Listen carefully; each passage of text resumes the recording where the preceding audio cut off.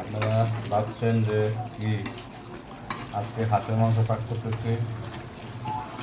এই যে দেশি আলু দিয়ে, দেশি আলু একবারে সুন্দর করে আগে কেটে সিদ্ধ করে নিয়েছি। তারপরে এটা বুনা শুরু করলাম। হাঁসটাকে আগে বুনা করব, তারপর আলুটা দেবো, সাথে 8টা রসুন দেবো। হ্যাঁ, তারপর ভিডিওটা আমি দেখাবো আপনাদেরকে। আরও মনে করেন যে আমরা 30 সেকেন্ডের ভিডিও 30 সেকেন্ডের ভিডিও দেওয়া লাগবে, তাই না?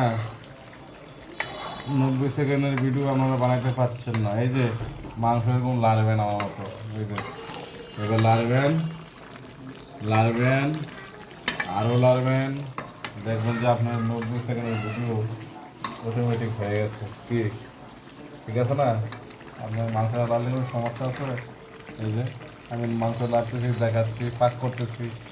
এক কাজে 3 কাজ, কত কাজ আছে, কাজের কোনো শেষ নাই। তারপরেও আপনার 90 সেকেন্ড হচ্ছে না।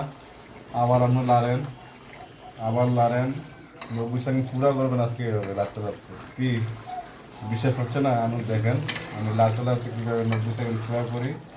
এই যে তারপর পুরো হচ্ছে না, আবার এটা দেখান। এই যে দেখছেন, এই যে ফিল দেখা যাও, এই যে আলু দেখাইলাম।